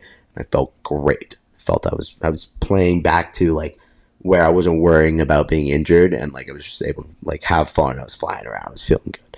The other thing that happened Thursday was a article got released on USA Lacrosse Magazine highlighting our team, and it was fucking beautiful, dude. It was a very good article. It was awesome. And it was like I got interviewed for it. I don't know if we brought that up when it happened. The guy, Kenny DeHaan, he's a goat because he was the guy who wrote the story. And just absolutely crushed it. Like, I'll try to put a link in the description to the article, because if you haven't read it yet, like, give it a read. It's a very good read. It really sums up like what we're doing here and how we're going, our attitude towards this season. And I mean, like, it brought tears to my eyes a little bit when I first read it, because the way that Eamon, my buddy, described it when he told me about it, he was like, this story went from like a Cabrini article and like a Cabrini lacrosse article to a Jason Fridge is the fucking man article in like 1 paragraph. Yeah. And so the last one, it starts with the line like, this will be Fridge's final year playing NCAA lacrosse. And seeing that in writing, like I've known that for a while now. I've been okay with it for a while now in my head. Seeing that written down, I was very emotional where I was like, fuck. Yeah, it's definitely gotta suck to see that. Be like, because if you were somebody else, you're reading about you, but you're yourself reading about you, and it's a very weird perspective, and you're reading in a third person, like, oh shit, I am done after this year. And I was also like trying to think about it in a way where I was like, oh, did he like kind of twist what I was saying to like make it seem a little more sense? And then I went back into my conversation with him in my head, and I was like, well, no, like I've said this a lot. Like I've said this to everybody. It's been the same thing where it's like, realistically, like 10-year plan. I don't know if lacrosse is in the picture unless I'm covering the sport. Yeah. And that's been my dream. And he highlighted that like my dream school is Syracuse. He went to Northwestern, and I thought it was funny because he noted like, oh, he wants to go to a prestigious journalism school like Syracuse and Northwestern. And I was like, oh yeah, you planted that seed in my brain, didn't you? You know what you're doing. You want me to go to your alma mater. And like it talks about, because a funny thing that happened after my interview with him, I was the last of the players to go. And then I was walking him down to DeLuca's office because he was going to sit down and talk with Coach DeLuca. And he was doing something outside. So I was just like sitting, talking with him for a little bit, kind of just shooting the shit. Like, yeah, I'm actually like going to call a field hockey game right now. I think our AD walked out and was like, yeah, like he's the hot man on campus. Like people want him to change his class schedule around just so he can do their games. And obviously, like, I tried to deflect it. Where I'm like, my thing whenever someone like tries to blow me up is I'm always just like, stop, I'm right here, like please, like I don't like this attention. Just like I'm trying to stay humble about it. When people are just like building you up, I'm like, no, like just tell me I suck for once, please. Like bring me back down to earth. Handsome and humble. I know. And handsome. And handsome. But and he made that reference in there, and I mean like it was really cool to hear from people who read it and were just like, you sound so happy. Like Jana texted me. Jana Tidwell, shout out. Shout out Jana. And she gave me like a nice long message of like, it's so awesome to see how like exactly where you need to be, and that's right here. And I mean, like I told the story, like the moment I knew that I needed to come back to Cabrini was when somebody told me, they were like, you'd be miserable if you left Cabrini. And in that moment, I realized I would be miserable if I wasn't here, because I was telling Nate's grandpa about this. Shout out Papu. If I wasn't at Cabrini, I would look at this weekend when we were in Ocean City, and I would be thinking about how I wanted to be there so bad. Yeah. And I would regret not being able to be there. Or if like I was the number where if I wasn't there, we couldn't have a team, I would regret not being that guy who could have given everybody else another season, including myself. Yeah. Like that, all that shit, when I started to think about it, I was like, I am exactly where I need to be. And I'm so happy. Like I drove back from, I think it might have been after Lyft or whatever I was doing later on Thursday. I was driving back here, and I was just thinking, I was like, I'm still the happiest man alive. Like I have such a great life, and everything's not going to plan, and that's okay. That's why I love it. Oh yeah. So hey, that's a good thing. That was Thursday. Now let's go to Ocean City. Ocean City, nice little bus ride down. Getting to camp at 7:45 in the morning. So we had breakfast, Sammy's. The breakfast 2 days in 2 days in a row. We got the illustrious breakfast sandwiches. Thank you, Thunderbirds. Yes, shout out the original Thunderbird. This has been something that we've loved since I got here, and it's, if you know, you know. These things are delicious. You get bacon or sausage. I always go bacon. The one time they had pork roll. They did. I risked it. I did too, and I didn't think I was not that I'd get sausage now. Yeah, I'm a big bacon guy, but like it always, it's a great day when you get to the locker room, and there's breakfast sandwich waiting for you. Don't eat breakfast. Nope. We have it for you. Yes. Okay. You can't eat breakfast for that because it's that good. It's good. The hamburger bun, it's like 2-3 eggs, bunch of cheese, hella meat. Yes. It's good. So good. It's good. So good. And they don't make breakfast. They make it for us. Yes. That's what makes it special. Exactly. Obviously, the founder, his son played on the team. Mm-hmm. So that helps. But They truly are delicious. And it sets the tone for the day. 100%. Hey, come, get full, and let's dominate. And it's not even full. It's like that perfect level of like, I'm satisfied, but I'm not sick, and I'm not like starving. I feel light. Yes, I can go play lacrosse. Yes. And then after the game, you're like, okay, I'm ready for fit. Yeah, I'm starving. Especially after you wait 30 minutes in the locker room. Yes. But we travel down, or I guess, is it up or down from here? It's up, right? To what, OC? It's down. It's down? Yeah. I don't know my East Coast geography. We traveled down there. It was like hour and a half, 2 hour drive. Not that bad. Got a lot of work done. Most of us got our own seat on the bus. Advantage of having 27 guys. You get your own seat on the bus. Was grinding out a bunch of work. One of the funny moments on the way down, I was sitting in front of Nate and Gers, and they both passed out. We were just like sleeping on the way down. DeLuca comes back. I'm grinding out I think it was meteorology at the time. DeLuca comes back and starts like waking everyone up because he's like, yo, we got to get ready. We're playing a game in like 2.5 hours. Like, you can't be sleeping right now, whatever. So he fucking wakes up Nate, and Nate like shudders open, thinking like, oh, his feet were in the aisle. Like, oh, my bad. And he's like, no, I'm about to blast music. Like, get up. I guess Nate was listening to Noah Khan, just like vibing out. He was like, fuck off, dude. Come on. And then he tries waking up Gers. He shakes him. Gers doesn't move. Shakes him again. Gers doesn't fucking respond. Starts like whacking him finally. Like slowly comes up to life. And he's like, wake up. We're going to start blasting music. And Gers comes to me. He's like, how long was you like trying to get me up? And I was like, a solid 20 seconds of him just sitting there whacking the shit out of you. And then we started playing the tunes, started getting going. Get to OC, and it's time for game 1 against Widener. The Pride. Good old Widener. What were your takeaways from this game? Takeaways, fast start. Fast start, definitely. I don't want to be that guy, but I think we underestimated them. I really do. I think the score, if we play him mid-season, is completely different. It's one of those things. I think we play him January 29th. It's different. One of those things, first game coming off a bus, first game against real competition. I think it opened our eyes to what our team could do and what we need to do.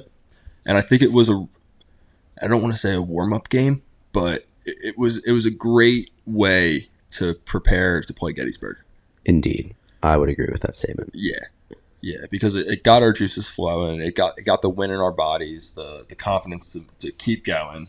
And I felt really good in the Gettysburg game. And it was that reality check of like, we do have work to do. We're not perfect. Oh, 100%. But we're not perfect, but we can compete.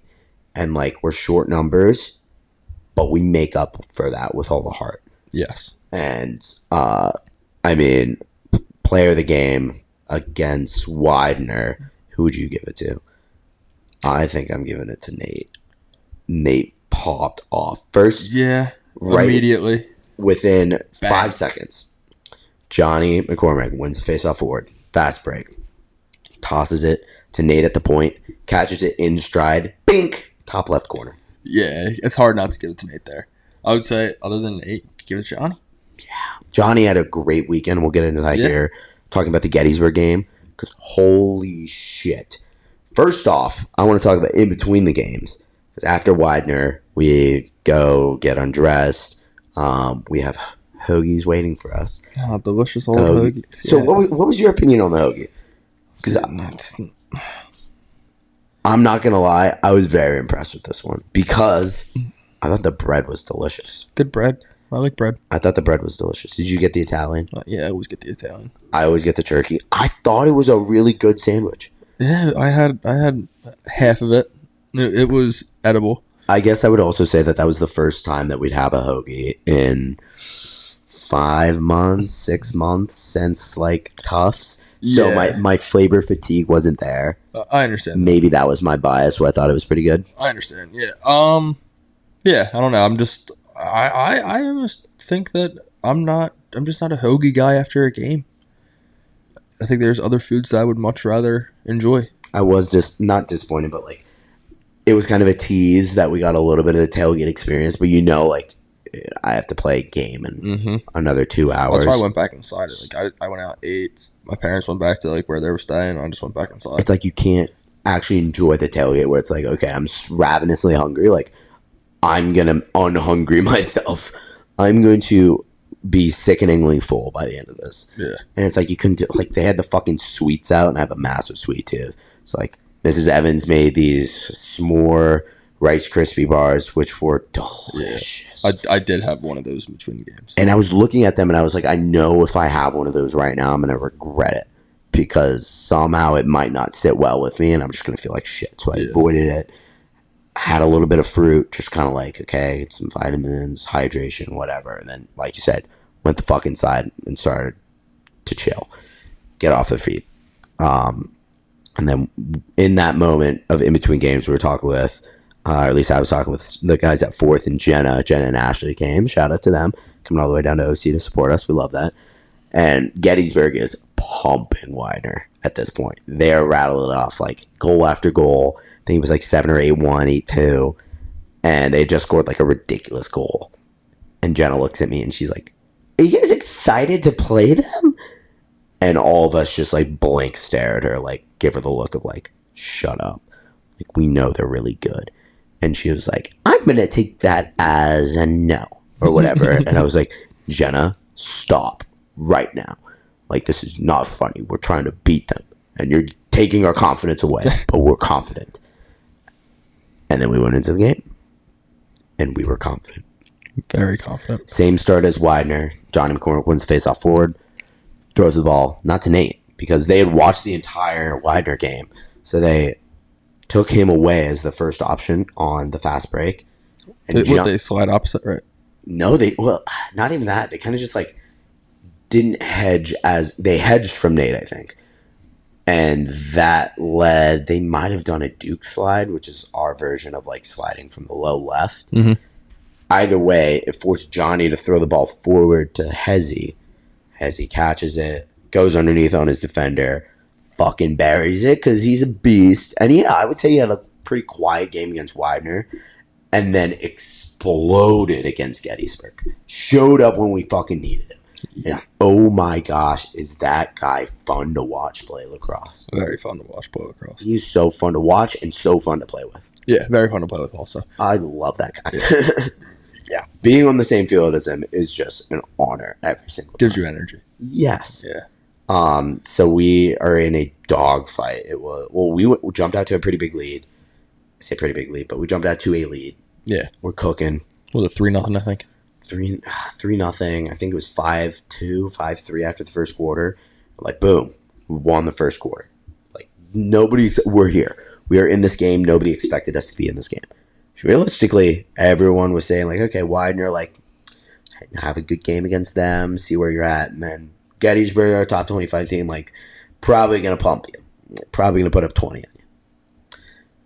We weren't ready for that. We came out swinging. Yeah. 5-3 after the first. Second quarter, not as strong offensively. Had a little bit of a lull. Kind of the fatigue of playing the game earlier caught up to us a little bit. Tied 6-6 going into the half. Or was it 7-6 then? They tied it up 6-6. I thought we were tied going into the it definitely it was because I remember the 0-0 speech. Yes, out of the halftime, we're like, okay, yeah, that wasn't the cleanest quarter of our life, but like we are here and we're back to where we started, 0-0. But we're in this game. We just need to win the next 2 quarters, and we can walk out of here with 2 massive victories under our belt. Yeah, and we did, and we fucking did. And we did, and then there were some hiccups. There was a lot of hiccups. Of course. I mean, there's growing pains. Like, there's never going to be a perfect game. Never. Nobody's going to play perfect. Exactly. So our clear was definitely one of the spots where we kind of highlighted, like, struggled a little bit against. They just did a drop ride, and I guess it, like, threw us off a little bit. We were kind of trying to force stuff. But once we finally started to settle the ball on offense, too, and get long possessions, get resets, all of that, we were burying some good-ass shots, too. Yeah, we were. We kept a good, like, 2-goal cushion for a lot of the game. Yeah. So even if we let up a goal, okay, we're still up by 1. And we get right back to 2. Let up a goal, back up to 2. Finally, The walk-off play was fourth quarter. I want to say 2 or 3 minutes left. I was out on the field. I had the shorty on me. I was looking because we were trying to like take the clock down. I was playing out of the midfield, and I think it was like 40 seconds. I got the ball back. I'm on the top right. I got a shorty on me. Nobody to my left. Just all the space in the world. I'm like, okay, I'm gonna take a dodge. And I'm not like, I'm be the first to admit I'm not the greatest dodger in the world, but I fucking just like jam went topside. Tried to get my shoulder into him. I saw the slide guy, the crease defender, was just staring me down, and he was not guarding anyone. He was just waiting to slide to me. So I was literally just dead eye contact with him, watching him as I'm running up the field. Finally, I see him say fire, take 2 steps. I take a step back, split to my right. I think I threw it to Mario, whoever was over there. Mario threw it down to Hezi. On the rotation, Hezi had a shorty. So I fucking bury myself down on the crease. Hezi goes right up to the spot that I was. I won't say he does the exact same thing that I did because he did it way better than me. Fucking topside sweep, takes the shot, bang, and that was game. It was 11-9 final score. We were able to kill out the rest of the clock. And that, like, that feeling rushing over and getting, it was skipping net, right? Yeah, second half into the game. Yeah. Rushing over and like jumping into our team. That was so euphoric. Yeah, definitely was. And then I don't want to say it was definitely a buzzkill for the people that said like act like we've been here before because we needed to hear that, and we have been there before, right? But 27 guys haven't been there before. And I think that was a big thing. It's like, dude, we just proved a huge, like, we proved ourselves right. We proved everybody else wrong, but we proved ourselves right. And I think that's a huge thing. And it's something I've been thinking about a lot, right? Everybody's saying, like, oh, like, prove them wrong. Like, fuck them. Like, all I care about is us. Like, prove ourselves right. Like, we're thinking of something. Let's go out there and do it. Like, prove ourselves right. Who cares what anybody else thinks? Like, it's us. Yeah, my 2 cents. I love that.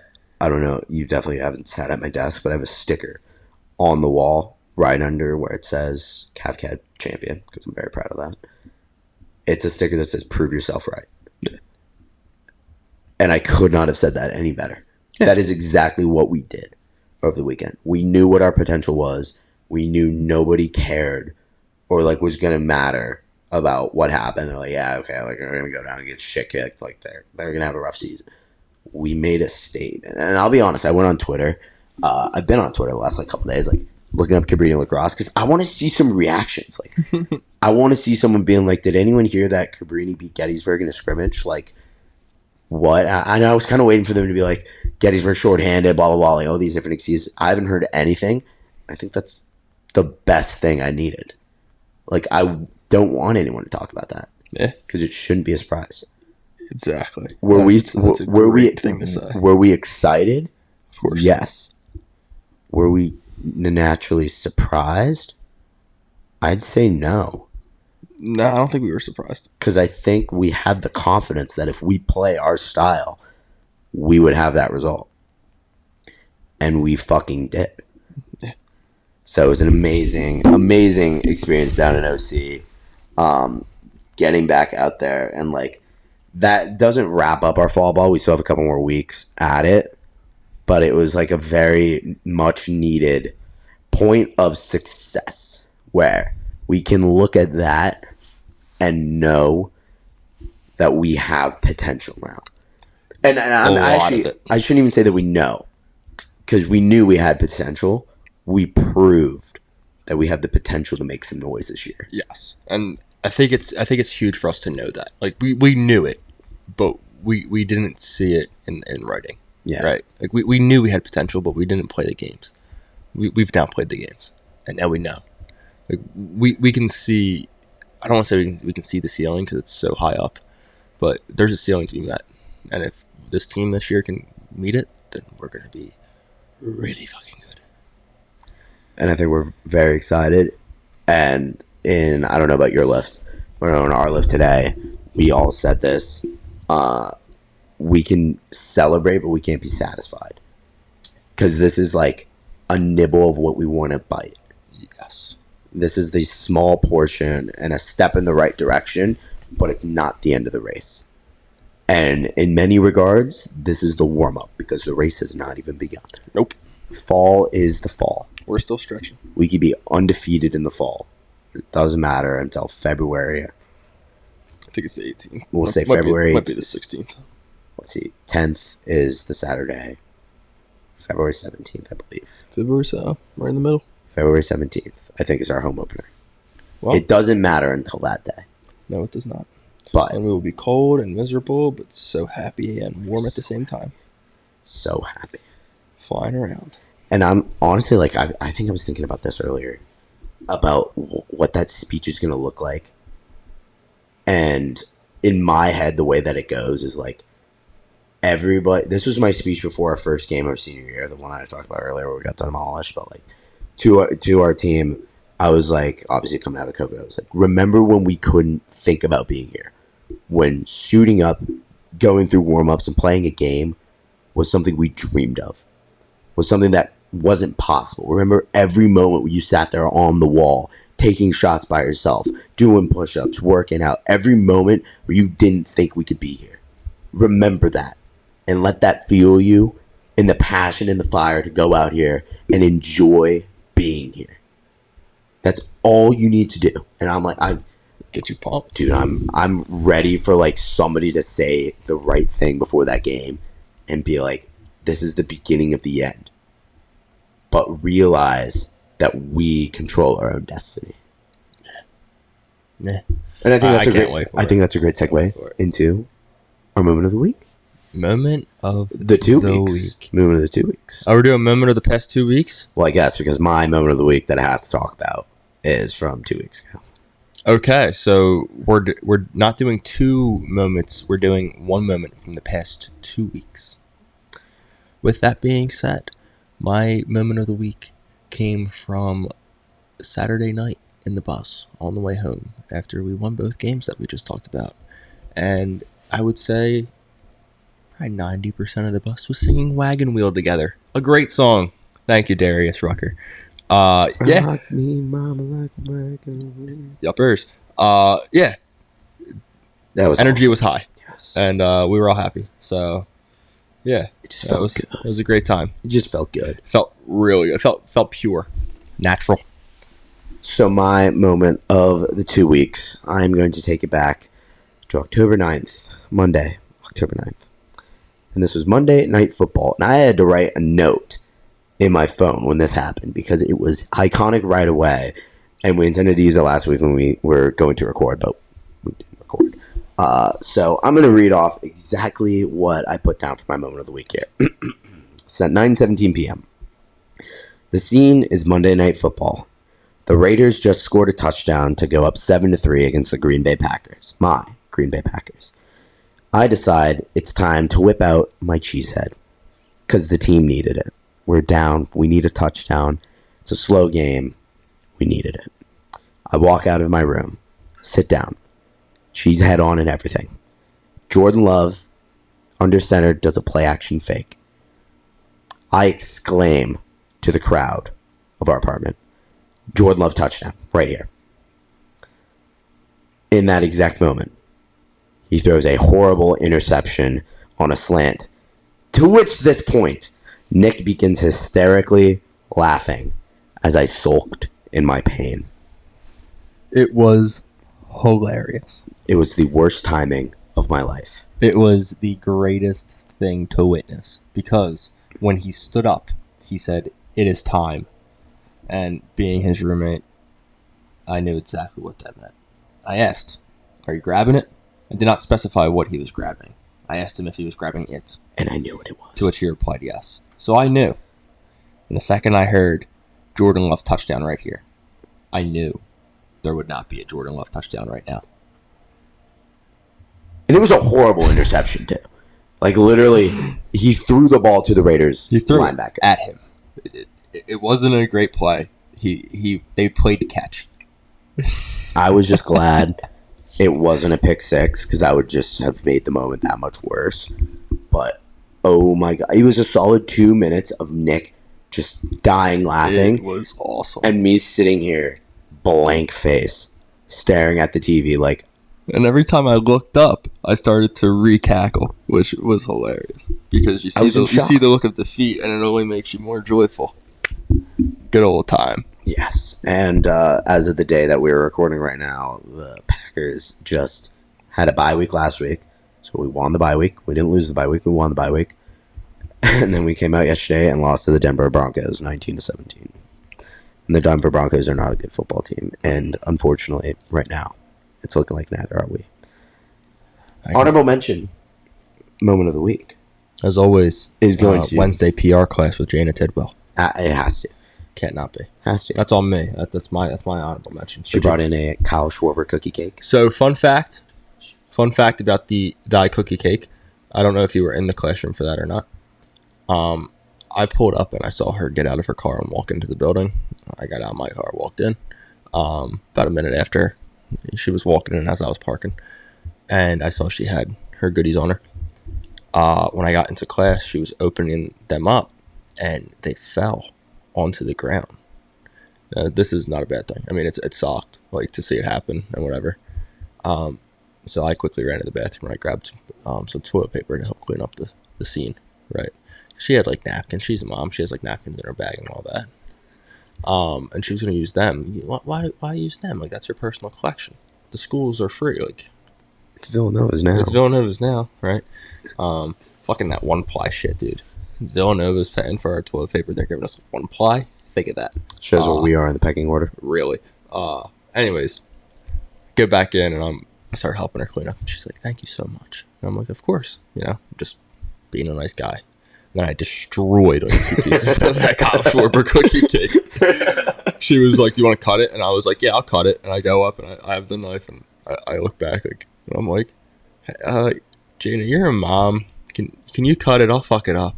And she's like, "Yeah, I got it. And I'm like, "Yeah, I tried cutting my cake on my birthday this year. My mom yelled at me, so I don't do that anymore." And then she cut it nice and perfect. Of course. Yeah. There's never a bad moment in public relations class on Wednesdays. Nah, she makes it fun. She makes it fun. And Jana, if you're listening, that's a compliment. Absolutely. Yep.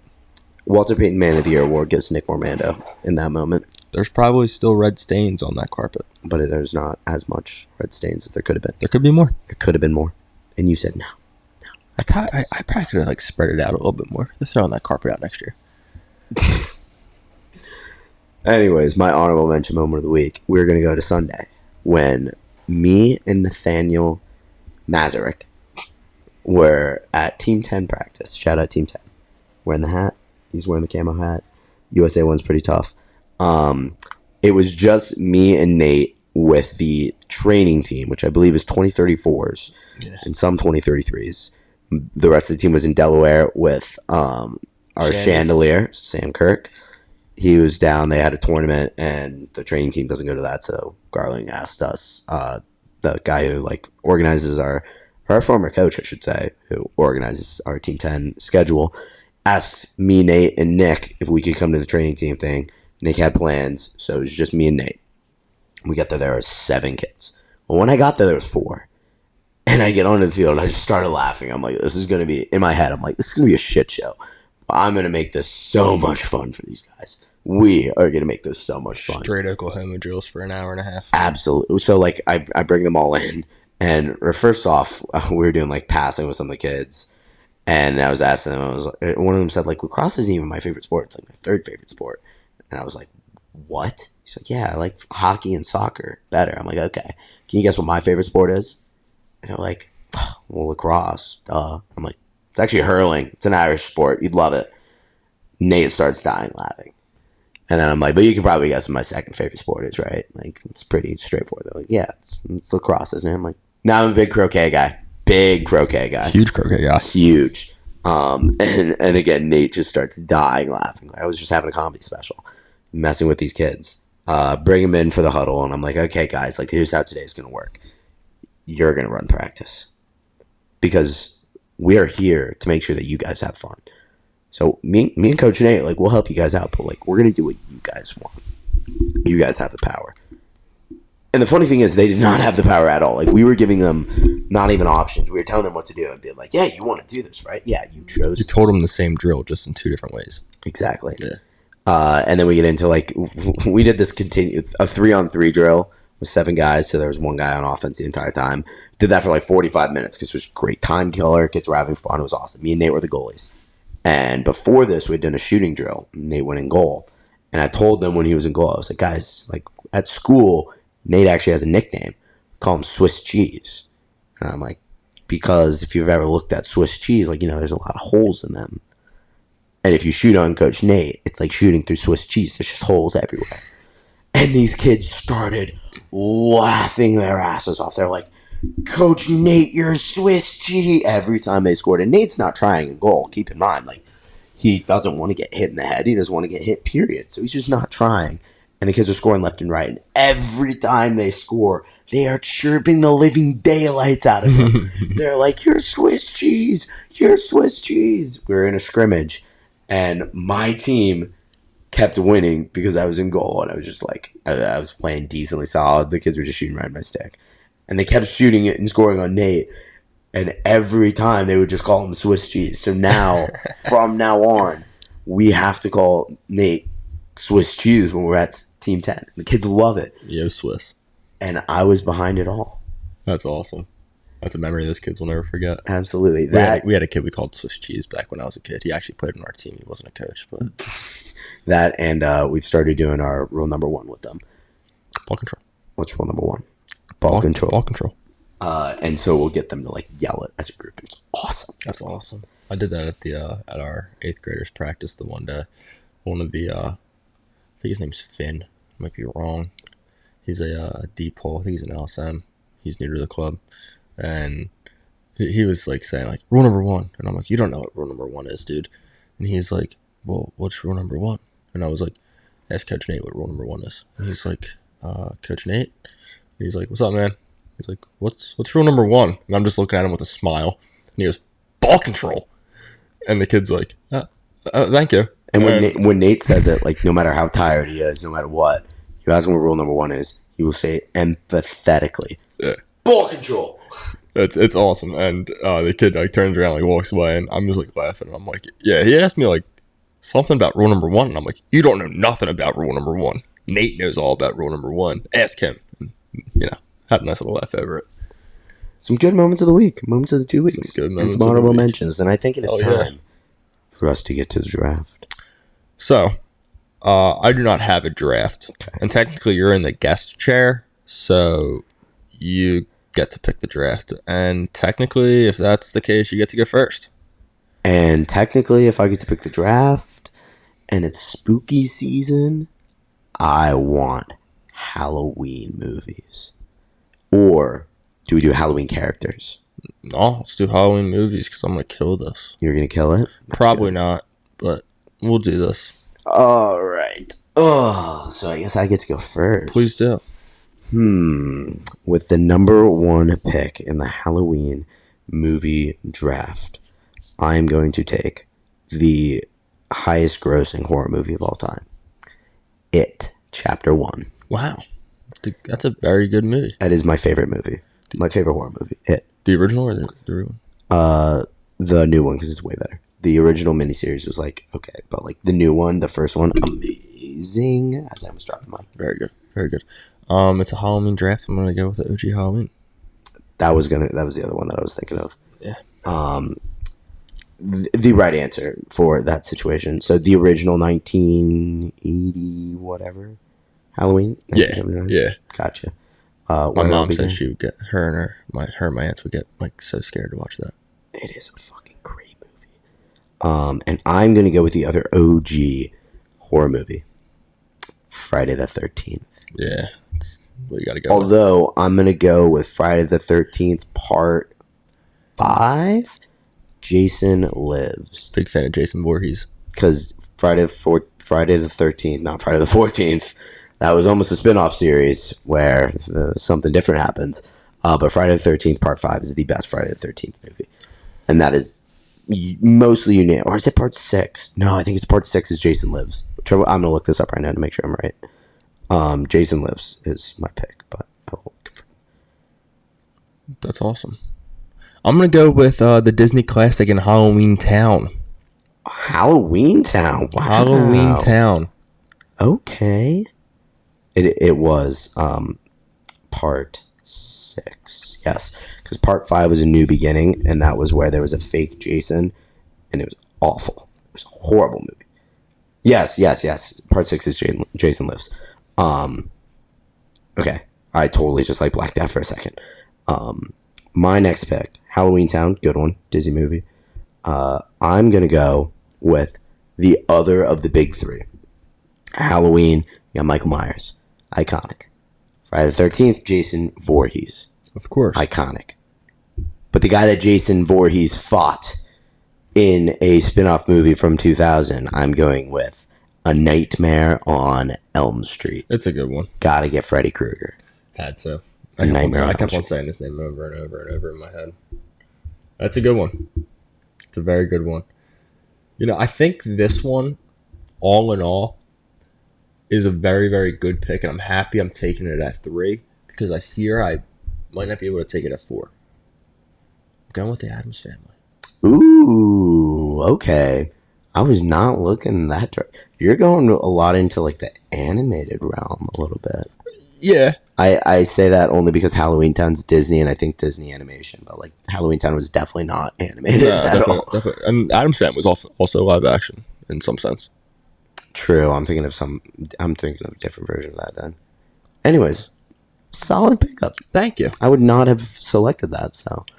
Yeah, I will say the series Wednesday on Netflix kind of popularized it more for me. I thought it was a pretty good series. I'm very happy that this fell into my plate because I went with a Wes Craven classic, Nightmare on Elm Street, number 3, and I have to go with another Wes Craven classic that reinvented the horror genre. I'm going with Ghostface, Scream, the original nice. Scream. I like that. That's really, really good. I gotta agree. I really like my team right now. So before we keep going, I just wanted to ask, are we going with horror movies or Halloween style movies? So I'm going horror movies. I think we can. I have written down Halloween movies as my draft. Okay, so you can take Halloween movies. Okay, yeah, that's why. I mean, if you look at my first 3, they've all been Halloween themed. Yes. That's not a knock on your list. You have a great list. I'm gonna change things up for my Halloween theme though. I think I know where you're going with this. I don't even know where I'm going with this, but I think it's a good movie. And I think if you haven't seen it, you should watch it. Silence of the Lambs. Ooh, that is not where I thought you were going with. I thought you were going to take a Nightmare Before Christmas. No. And I was going to kind of get in the debate of like, is that a Halloween movie? Is that a Christmas movie? I think it's more of a Christmas movie. Nah, I think Silence of the Lambs. That's a really good one. Silence of the Lambs is a very, very, very good movie. That's a strong pickup at 4. And it's also like terrifying if you like really watch it and like go deep into it. It's like, holy shit. That's terrifying. Wow. That's a really strong pick there. Now you have me thinking about what I want to do with this last one because I have some directions I could go. And I got to think of what I want to be my honorable mention and what I want to be. Okay. I think. So after a very prolonged break where I had to figure out what the title of this movie was, and I literally was like thinking about the plot out loud. I could see the main character. I could see the ending. Hereditary is an outstanding and a terrifying movie that has to be on my list. I've never seen it. You've never seen it? No. We need to watch it. It sounds like a good movie the way that you're raving over it. It is a movie about death, sadness. It's honestly like it's a psychological horror, and it doesn't get like creepy until way in the end. But it's like, oh my god, it's so good. The ending is like, I can't even put it into words. If you've seen Hereditary, you know it's fucking terrifying. It's just a fantastic movie overall. So that's gonna be my final pick, Hereditary. Holy cow! So I was looking for one also, and I couldn't find it. It was made in our lives. It's like a slasher film. Only thing I really remember, it's like super dark. Guy's obviously a murderer. He has like his house booby trapped. Somebody walks in, they step into a bear trap, and then like an axe falls through the ceiling and like hits him in the face. It's like the only thing I remember. from it. I don't remember the name, so it's not gonna be this pick. But my number 5 is Texas Chainsaw Massacre. That's another OG It's a classic. That actually, I think, that's the original slasher movie. Oh, is it? Yeah, that was the first one. 1974. Before Halloween, before Friday the 13th. That was the original slasher movie. It's a good movie. It is, and it started the genre. And I have to respect that because I'm a huge fan of the genre. I'm trying to think what movie you're talking about. It came out recently, you said? Because it's not Saw. Not recently, but like it came out in the past 20 years.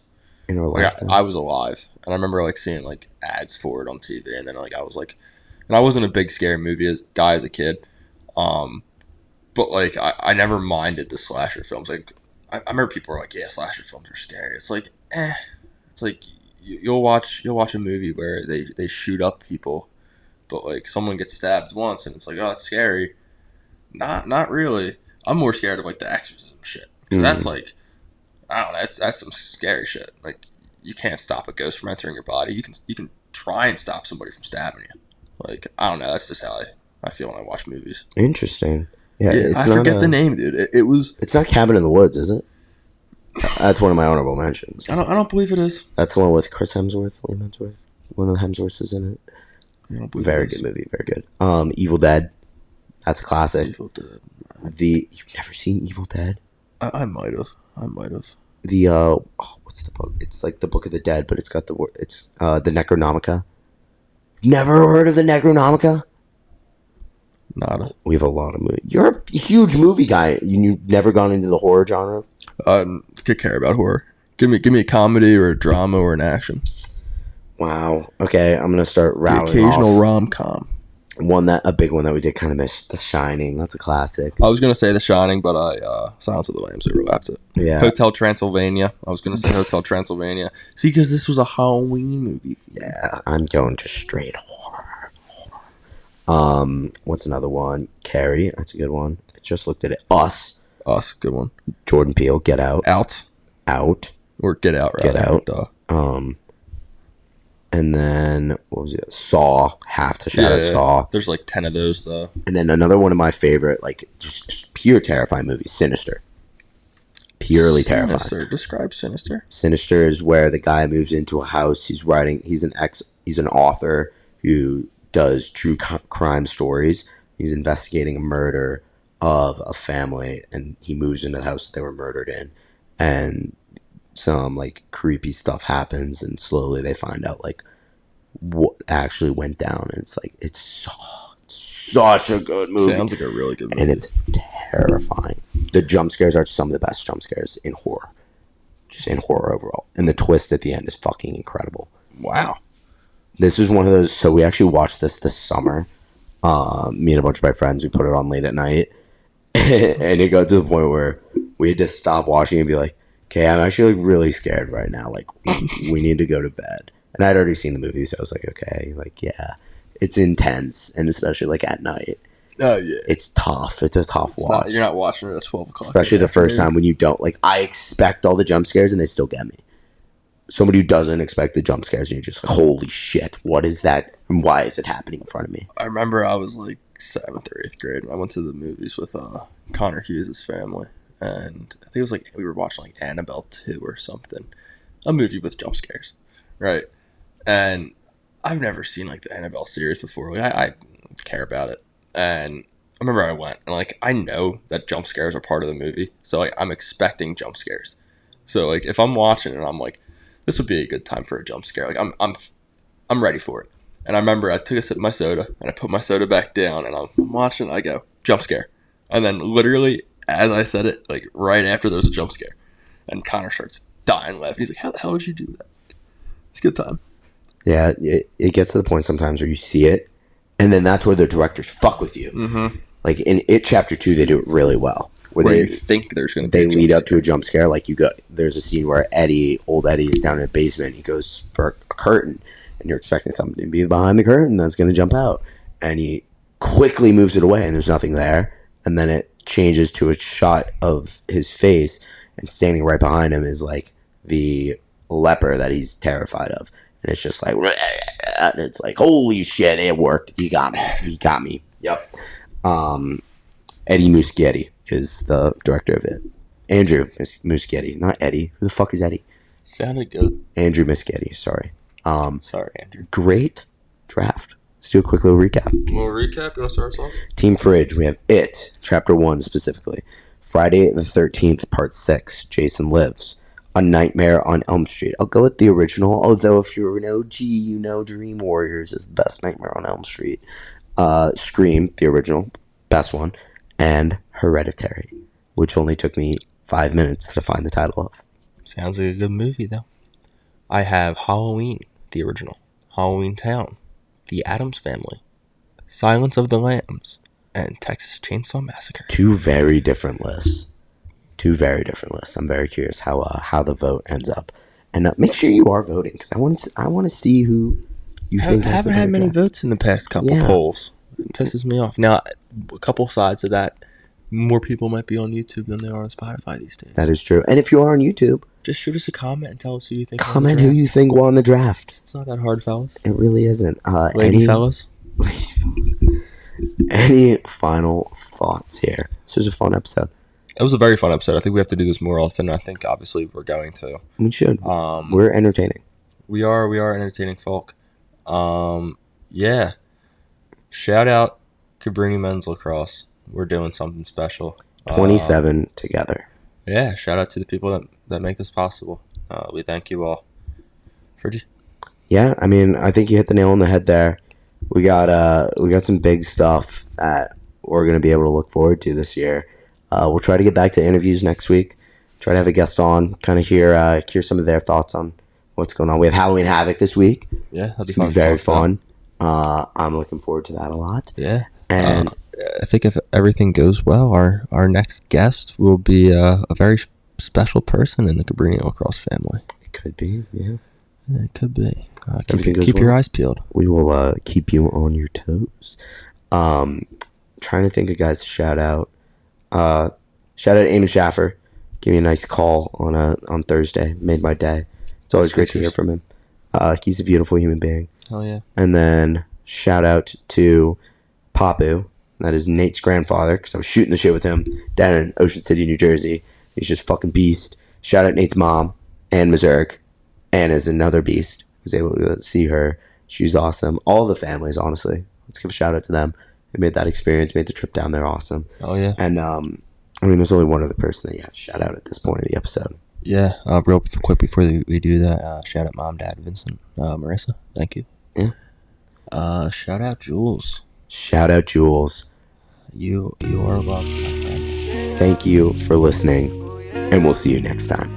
Adios. Yeah, I'll be stargazing. I'll be up in the cloud, but I won't come down cause I'll be too faded. Everybody wanna walk that talk, wanna talk that talk like we made it. But they all gon' cap, swear to God I'll make the money right back. Bitches be trippin', don't know how to act. You just be singing, don't know how to rap. I really be running this shit like I'm Owen. She like a wave, I'm loving her motion. It's like I'm sipping straight up on the potion. Water be dripping and feel like the ocean. I know that I'm different cause I'm from the other side. She's saying that she want me, girl, that's capping, girl, you lie. Everything I ever did, all I do is right. You could never say it, cause you switched up and you lie. Yeah. I just switch up and you lie. Yeah, I'll be stargazing. I'll be up in the clouds, but I won't come down cause I'll be too faded. Everybody wanna walk that talk, wanna talk that talk like we made it. But they all gon' cap, swear to God I'll make the money right back. Bitches be trippin', don't know how to